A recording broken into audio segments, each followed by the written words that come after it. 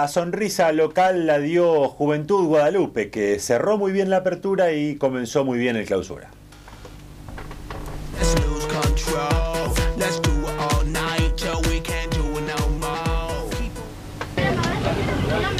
En el estadio rojinegro ingresa la terna arbitral encabezada por Guillermo Ortiz, asistida por Carlos Mancilla y Gustavo Salvatierra, y ahora vemos el ingreso del Deportivo Mitre de Landeta y el de Juventud Guadalupe. Ustedes van a ver que después, cuando cuando se pone en marcha el partido, aquí mismo cambia la camiseta Juventud Guadalupe porque era obviamente muy similar, camiseta blanca con la blanca de Deportivo Mitre. Ingresó al estadio, pero después cambió su indumentaria, se puso la roja con vivos negros y blancos, y parece haberle traído suerte esta indumentaria a Juventud Guadalupe, que va a resolver rápidamente el encuentro en la primera etapa, y va a ser este jugador, Miguel Barreto, su goleador, su máximo artillero, el que va a abrir el camino a los 10 del primer tiempo con ese buen centro de Colombo,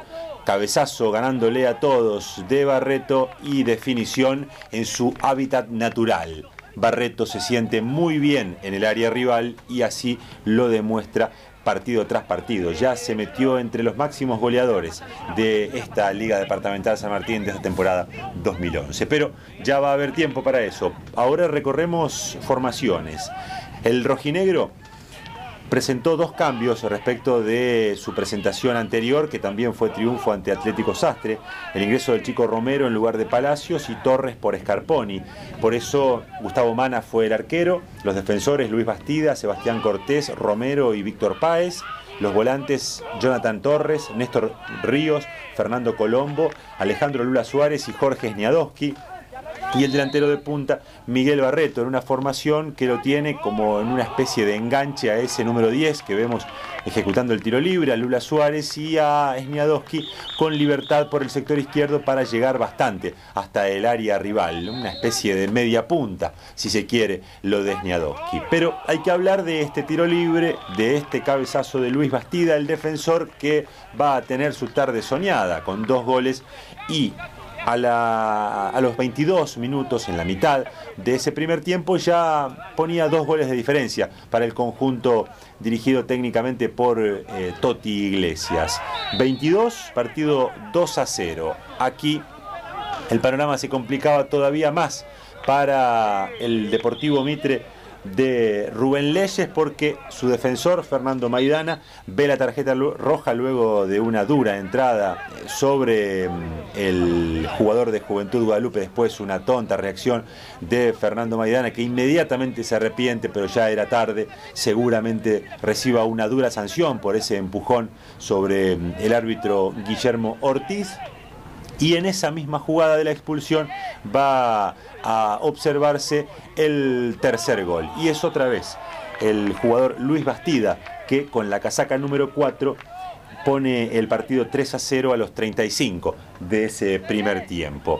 Ya una diferencia muy notable, un Juventud Guadalupe que se mostraba mejor en el partido desde el arranque mismo, con momentos de buen juego, mostrando buen pie, con buen trabajo de Lula Suárez, como lo decíamos recién, y con un resultado que le permite arrancar de la mejor manera este torneo clausura. La diferencia de 3 se iba a convertir en diferencia de 4 cuando Miguel Barreto, sobre el tiempo cumplido de la primera etapa a los 45, ponía 4-0 el partido. Fíjense ustedes las facilidades que daba en el sector defensivo, las ventajas que daba en el sector defensivo el Deportivo Mitre. Lo dejaron solo a Miguel Barreto, la definición lo deja sin chances a Damián Peretti, y por eso el partido estaba 4-0. Todavía le debo la formación del Deportivo Mitre, el equipo del sanjorgense Rubén Leyes, que tuvo a otro sanjorgense en el arco, a Damián Peretti, a Lisandro Tini, Maximiliano Astorga y Luciano Villagrán en el fondo, Rafael Martínez, Matías Rubiolo, Marcos Espinosa y Facundo Villabrán en el medio campo, los jugadores Fosarelli, Acosta y Miño en la delantera. Final del primer tiempo. 4-0 el partido, mucha diferencia entre ambos conjuntos hacían que el complemento le permita al local, a Juventud Guadalupe, a controlar, a dosificar sus energías, y a Deportivo Mitre en un intento desesperado y a la postre vano de acortar la diferencia a una cifra que le permita, aunque sea, ilusionarse con el empate. Nada de eso ocurrió. Solo un descuento va a conseguir el Deportivo Mitre, va a ser a los 19 minutos del complemento por intermedio de Facundo Villagrán, pero muy lejos va a quedar el equipo visitante de aspirar al menos al empate. Aquí vemos en acción a Gonzalo Acosta. Este es Facundo Villagrán, que define al primer palo ante el intento de achique de Gustavo Mana y ponía el partido 4-1, un resultado con el que se va a cerrar este encuentro disputado ayer en el estadio de Juventud Guadalupe.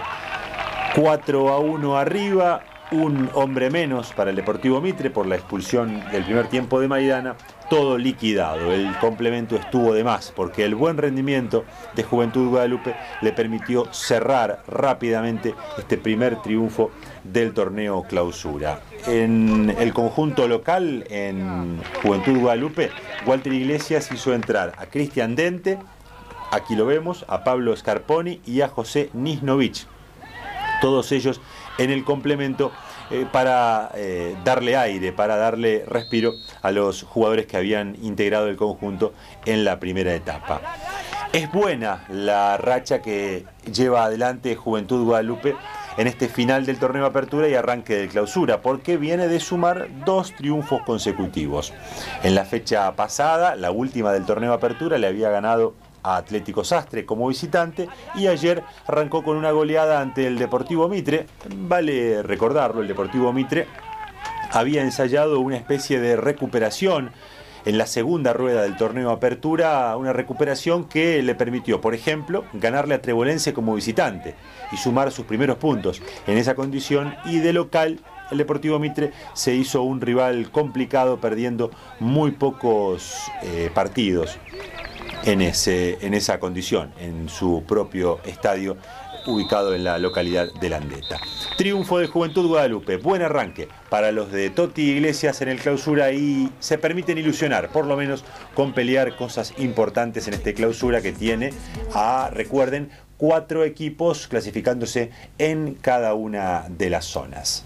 Momento de hacer la última pausa de nuestro programa de hoy. Cuando volvemos de la misma estaremos viendo el resumen de lo que fue derrota de la Emilia, 2-1 sobre Atlético Sastre. Let's do it all night.